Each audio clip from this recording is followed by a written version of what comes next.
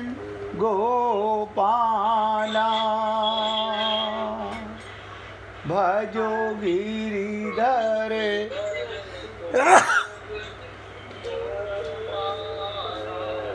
भजो मुरली मनोहर नंद लाला भजो मुरली मनोहर नंद लाला भजो गिरिधर गोविंद गोपाला भजो गिरिधर गोविंद गोपाला भजो मुरली मनोहर नंद लाला भजो मुरली मनोहर नंद लाला भजो गिरिधर गोविंद गोपाला भजो गिरिधर गोविंद गोपाला भजो मुरली मनोहर नंद लाला भजो मुरली मनोहर नंद लाला बोलिए वृंदावन बिहारी लाल की जय जय जय श्री राधे जय जय श्री राधे। सभी भक्तों से निवेदन बहुत एकाग्रचित होकर सत्संग के एक एक शब्द को पूरी एकाग्रता के साथ हृदयंगम करें। गीता के चौथे अध्याय का 22वें श्लोक पर चर्चा थी और कल अंत में हमने आपसे चर्चा की कि जीवन का सार क्या है। यानी अभी तक हमें जीवन के सार का पता है कि नहीं पता है। कल भी 3-4 बार आपसे रिपीट किया गया क्योंकि इम्पोर्टेंट बात है। आज फिर निवेदन करूंगा।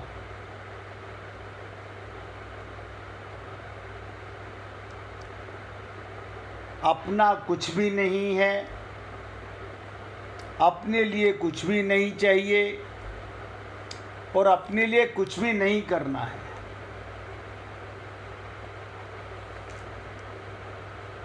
यानी इस संसार में, माया में, प्रकृति में आत्मा का कुछ भी नहीं। अपने लिए कुछ भी नहीं चाहिए, आत्मा के लिए कुछ भी नहीं चाहिए क्योंकि उसे परमानंद परमात्मा मिला हुआ है। और अपने लिए कुछ भी नहीं करना है, आत्मा के लिए कुछ नहीं करना है। सुनने में बड़ा सरल लगता है लेकिन हम लोग तो पसीने पसीने हुए जा रहे हैं। कितनी थकान, कितनी परेशानी, कितनी टेंशन, कितना भटकाव। अब हम लोगों की क्या स्थिति है? हमारा यहाँ सब कुछ है, हमें अपने लिए बहुत कुछ चाहिए और हमें अपने लिए बहुत सुख सुविधाओं का सामान जुटाना है। कारण एक, हमें अपना पता नहीं चल पाया। हमें अपना पता नहीं चल पाया कि मैं कौन हूँ। जिसको ये ना पता चले कि मैं कौन हूँ, उसका मनुष्य शरीर में आने का जो एम था, लक्ष्य था, वो तो बेकार हो गया। वो भगवत प्राप्ति कैसे करेगा? आप सोचिए, आप और हम लोग बहुत कुछ करते हैं,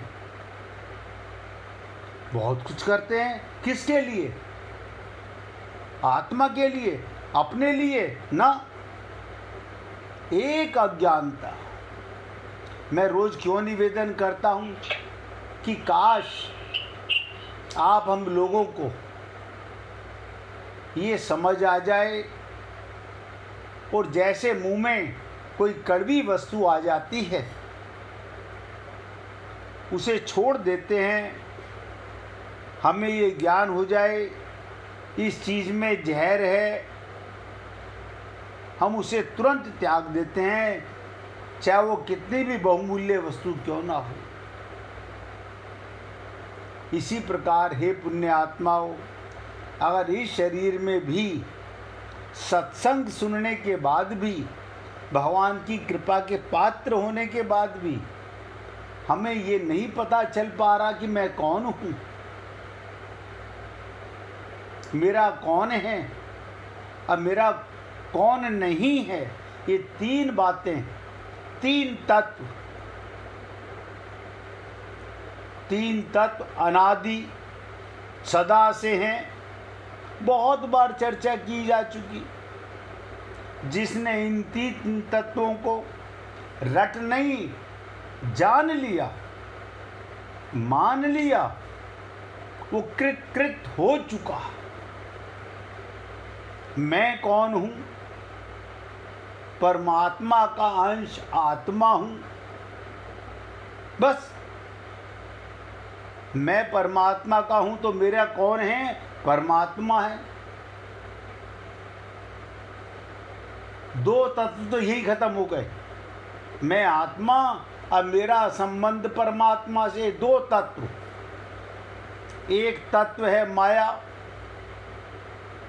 ये मेरा इससे कोई संबंध नहीं है, कोई संबंध नहीं है। अब आप बताइए, हमारा ये तीन तत्व भी जानने में कष्ट हो रहा है। अनादि काल से कितने जन्म हो गए, हम अपनी भूल कैसे सुधार पाएंगे? शरीर मरेगा, इसका जन्म हुआ है और ये मर रहा है, अनुभव में सबको आता है। 10 साल पहले मैं ऐसा नहीं था, 20 साल पहले मैं ऐसा नहीं था, 30 साल 40 साल पहले मैं ऐसा नहीं था। ये तो आपकी अनुभूति इसी जन्म की है, इसी जन्म की अनुभूति है। लेकिन उस अनुभूति पर पर्दा डाला हुआ है, यानी ऐसा भ्रम, ऐसा अज्ञान। मैं तो कई बार सोचता हूँ, ये जीव अपना कल्याण क्यों नहीं करना चाहता? ये क्यों माया के बंधन में, क्यों ममता मोह आसक्ति के बंधन में, संसार में फंसा हुआ है? शरीर में रहना पाप नहीं, शरीर मानना पाप है। हमने कई बार आपसे निवेदन किया, आपकी मृत्यु हो ही नहीं सकती, तो एक भ्रम तो मिटा दीजिए। जब इतना सटीक कहा जाता है कि राम मरे तो मैं मरूं, वरना मरे बलाए, ये शरीर तो बला है, जहर का भंडार है, ये तन विष की फेरनी, हरि अमृत की खान। इस एक अज्ञान के कारण, समझ लीजिएगा, हमारा चित्त, हमारा अंतःकरण गंदा होता चला गया। और इस अज्ञानता को मिटाने के लिए हमारे को कितनी, फिर क्या कहते हैं, अब हमारे बस की तो है नहीं।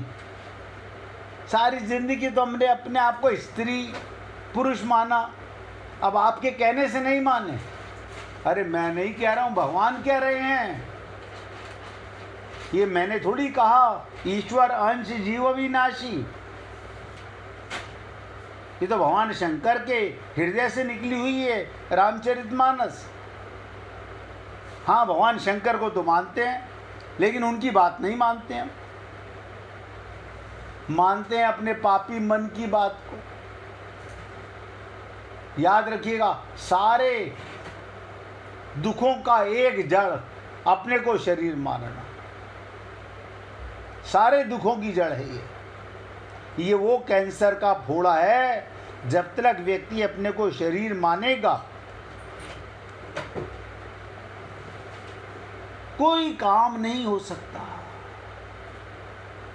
क्योंकि जीव मरा, जीव आएगा। आत्मा मरती नहीं, आत्मज्ञान होता नहीं।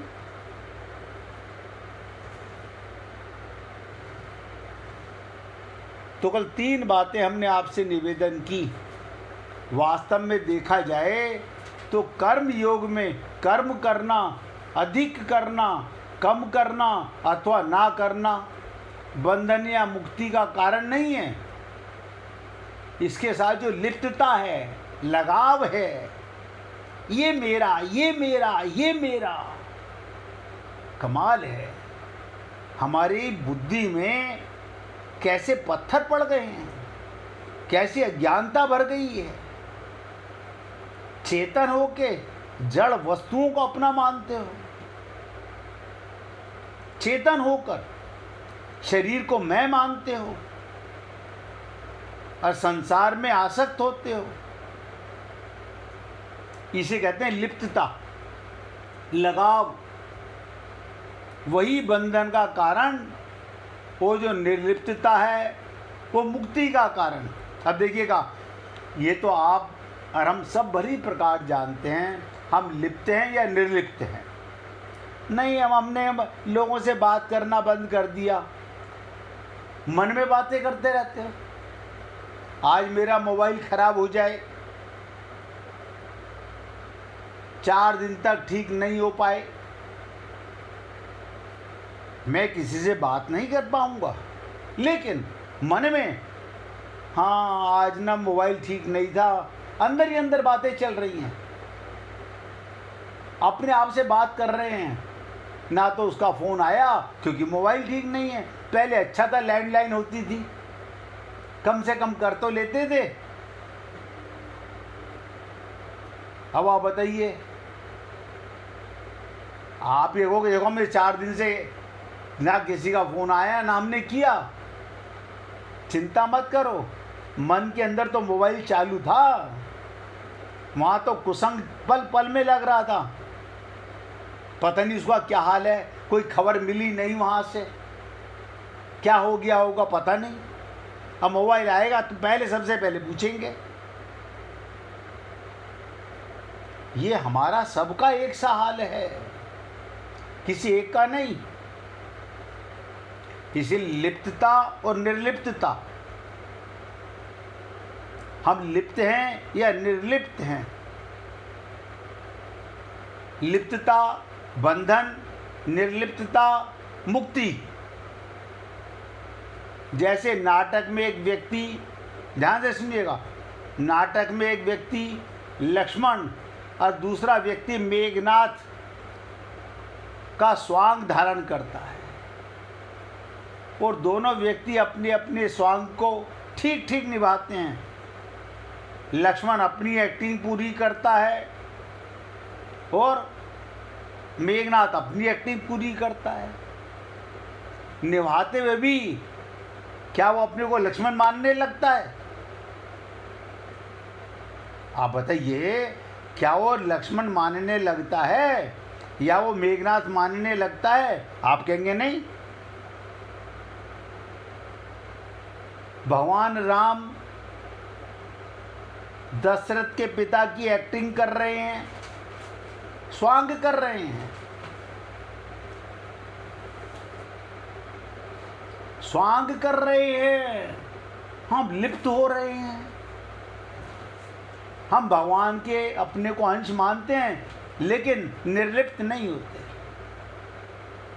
कई बार आपसे कहा एक्टिंग कीजिए, व्यवहार कीजिए, ऐसे थोड़ी होता है, ममता तो होती ही है, यानी कोड़ तो खोपड़ी में होता ही है।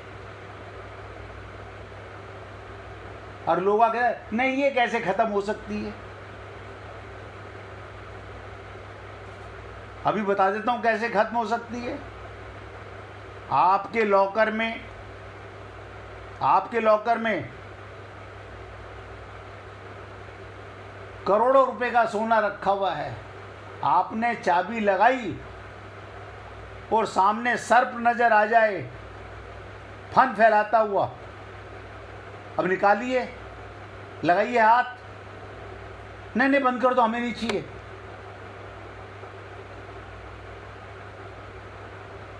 कैसा अज्ञान है। इसीलिए मैं आपसे निवेदन करता हूं, या तो मेरे बताने में कमी है, या आप समझना नहीं चाहते हैं, या समझते हैं मान नहीं पाते हैं। लोग कहते हैं हम कोशिश कर रहे हैं। अरे बाबा, जब एक बात पता चल गया, मैं परमात्मा का अंश हूं, ईश्वर अंश, बात खत्म हो गई। रियलिटी ऑफ द लाइफ पता चल गई तो पता चल गई। एक बेटा 16 वर्ष का, उसके पिता का देहांत हो गया। 16 वर्ष के बाद कोई नया पुरुष घर में आया। अब माता की हालत खराब हो रही है, वो कह रही है मेरा भी पता नहीं पल का, कल मैं भी मर जाऊं, क्या बेटे को अंधकार में रखूं। उसने बता दिया बेटा, जिसे तू आज तक पिता मान रहा था वो तेरा असली पिता नहीं है। बोले हैं, तो मेरा असली पिता कौन है? वो दूसरा पुरुष जो आया उसने कहा ये तेरे पिता हैं। अब आप बताइए, वो प्रेम, वो ज्ञान मिटने में कितनी देर लगी? और यहाँ तो उसको बताया जा रहा है जो सबका पिता है, सदा से साथ है। ये शरीर के पिता तो टेम्परेरी हैं, शरीर के संबंध तो मरने वाले हैं, वो परमात्मा का संबंध सदा। यानी कमाल की चीज देखो, राक्षस को भी भगवान नहीं त्याग सकते, क्योंकि राक्षस उसका अहंकार है, उसकी प्रवृत्ति है, उसका अज्ञान है, उसकी लिप्तता है। आत्मा राक्षस नहीं हो सकती। आत्मा राक्षस नहीं हो सकती। आत्मा तो चेतन परमात्मा का अंश है। लेकिन हम कोशिश कर रहे हैं, कमाल हो गया। ये सबको नजर आ रहा है। किसी की आंखों पर चश्मा चढ़ाने से अंदर का चश्मा सबके चढ़ा हुआ है कि कितने हम लिप्त हैं, कितने निर्लिप्त हैं। इसलिए दो शब्दों के लिए आप सब पुण्य आत्माओं से निवेदन कर रहा हूँ, सुधारो अपने आप को, वरना ये भ्रम फिर वापस लाके संसार में पटक देगा।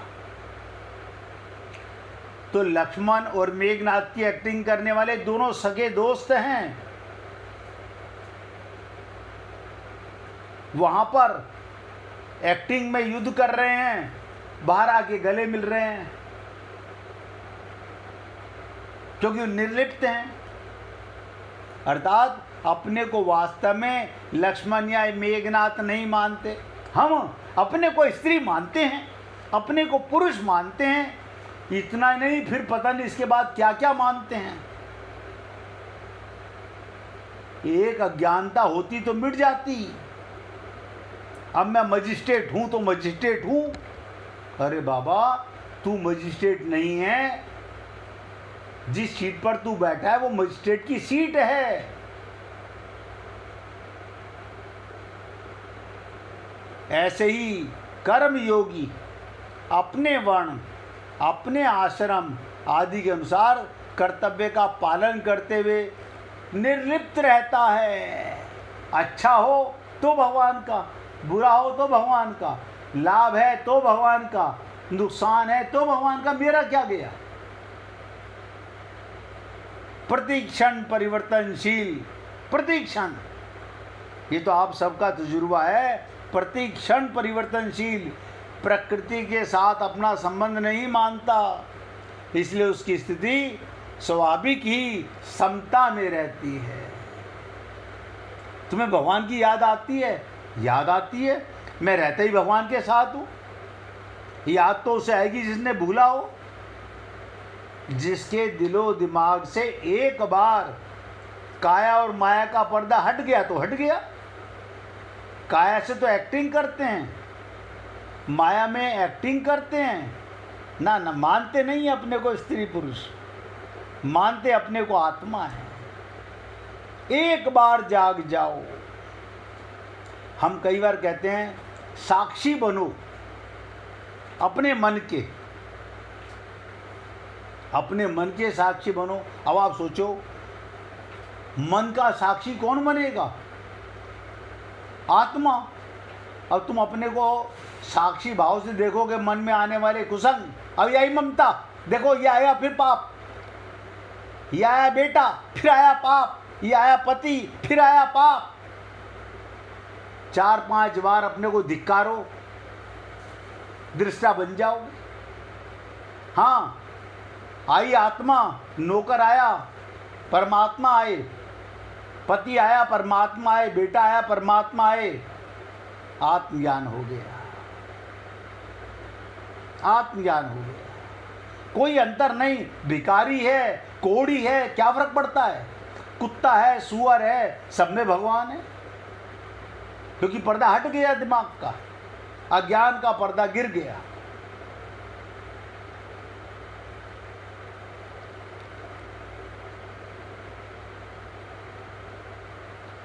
इसलिए कर्म योगी को भी निर्लिप्त रहना चाहिए, अर्थात उनसे अपना कोई संबंध नहीं मानता, उसका संबंध नित्य निरंतर रहने वाला स्वरूप के साथ रहता है, आत्मा के साथ रहता है। जो निर्लिप्त है वो भगवान के साथ लिप्त है। जो कर्म योगी है, कर्म पुर्जों से कर रहा है और योग परमात्मा से कर रहा है।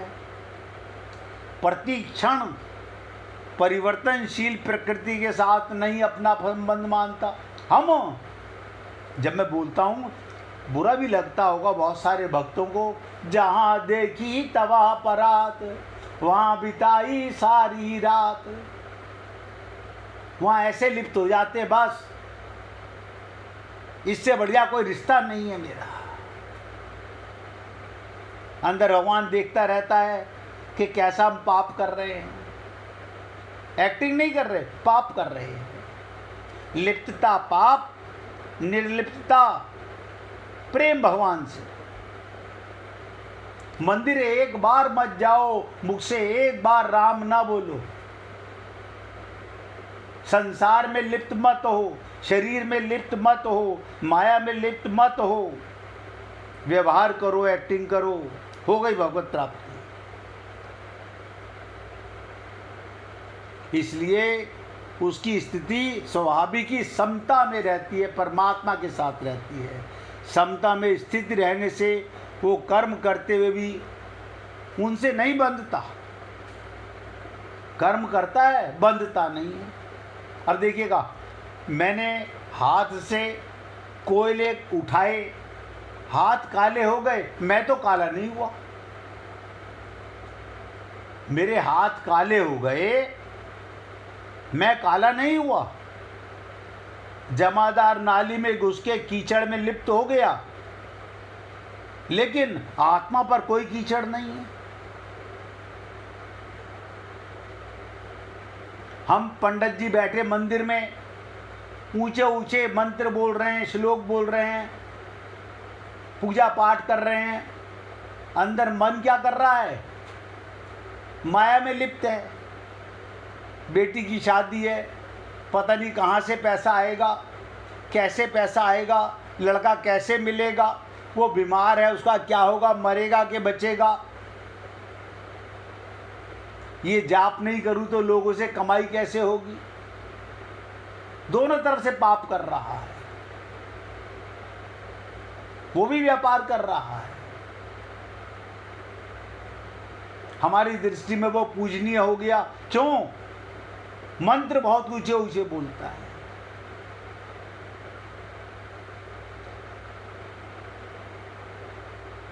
इसलिए हे पुण्य आत्माओं, समता में स्थित रहने से वो कर्म करते हुए उनसे बंधता नहीं है। इसी को कर्म योग कहते हैं। और मैंने कहा था अगला श्लोक अभी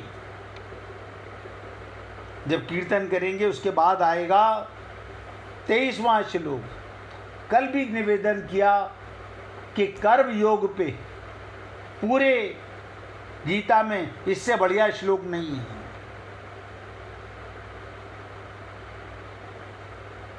यदि विशेष विचार पूर्वक देखा जाए तो समता स्वतः सिद्ध है। समता स्वतः सिद्ध है। ये प्रत्येक मनुष्य का अनुभव है कि अनुकूल परिस्थिति में हम जो रहते हैं, प्रतिकूल परिस्थिति आने पर भी हम वही रहते हैं। यदि हम वही एक ही न रहते तो दो अलग अलग अनुकूल और प्रतिकूल का ज्ञान किसे होता? अपने का पराये का ज्ञान किसे होता है? बिगड़े हुए मन को।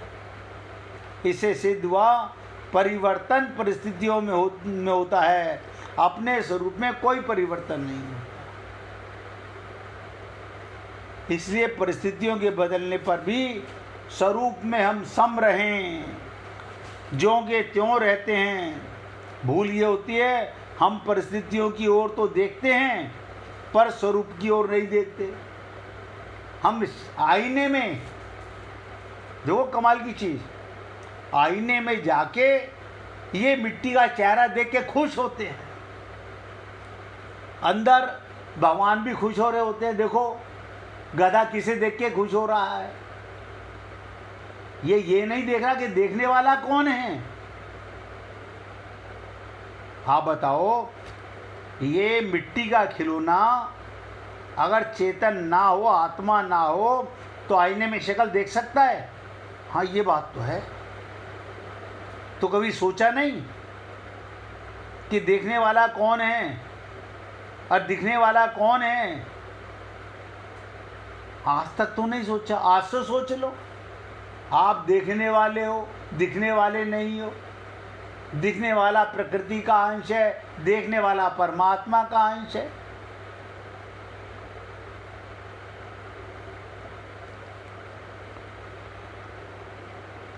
हम अपने स्वरूप की ओर ध्यान नहीं ले जाते। अपने सम स्वरूप की ओर ना देखने के कारण हमें आने जाने वाली परिस्थितियों से मिलकर सुखी दुखी होते हैं। आने वाली परिस्थितियों से नुकसान हो गया, रो रहे हैं बैठ के। लाभ हो गया, पार्टियां कर रहे हैं। कमाल हो गया। अब भगवान अंदर बैठा मुस्कुरा रहा है, देखो कैसे नालायक हैं। इस देह में हरि मिलाते हैं, ये माया में लिप्त है। गुरुजी कह रहे हैं इस देह में हरि मिलाते हैं और हम माया में लिप्त हैं, हम काया में लिप्त हैं, हम संसार में लिप्त हैं। तो किसका मिलना? इसलिए हे पुण्य आत्माओं, इस श्लोक को भी समाप्ति पर ले जा रहा हूँ। तीसरे अध्याय के 9वें श्लोक के पूर्वार्ध में भगवान ने कहा था कि यज्ञ से अतिरिक्त कर्म मनुष्य को बांधते हैं। कर्म से, यज्ञ से अतिरिक्त कर्म मनुष्य को बांधते हैं। यज्ञ माने स्वाहा। बताओ, हम घी में भर के चम्मच और हवन कुंड में डालते हैं स्वाहा। बताओ कमाल है, तुम मिठा रहे हो और तुम कह रहे स्वाहा। संसार में अपनापन कर रहे हैं। हम तो हवन भी इसलिए करते हैं कि एक कड़छी डाल रहा हूं, 100 कड़छियां मिलेंगी। स्वाहा का अर्थ भी नहीं जानते। स्वयं माने स्वाहा, अपनी आहुति देना। मेरा कुछ नहीं है संसार का, ये यज्ञ है, प्रत्येक कर्म आपका यज्ञ है। हर सांस में हो सुमिरन तेरा। क्यों? शरीर से कर्म हो रहा है, उसके निमित्त तेरा सुमिरन हो रहा है भगवान का, कि तेरी ताकत से तेरा कर्म कर रहा हूँ, अपना मेरा कोई नहीं है, लाभ तो तेरा, नुकसान तो तेरा, तेरा तुझको अर्पण क्या लागे मेरा। लेकिन हम क्या है, जब सत्संग सुनते हैं तो थोड़ी देर करंट लगता है, थोड़ी देर, लेकिन तार हटाओ, 2-4 मिनट झंझनाहट होती है, उसके बाद फिर वही ढाक के 3 पार, फिर माया में लिप्त हो जाते हैं। 1 मिनट कीर्तन करेंगे, उसके बाद 23वें श्लोक की चर्चा करेंगे, जिसको मैंने कहा कर्म योग का ऐसा श्लोक है जो पूरी गीता में नहीं है। 1 मिनट कीर्तन कीजिए। हरे कृष्ण कृष्णा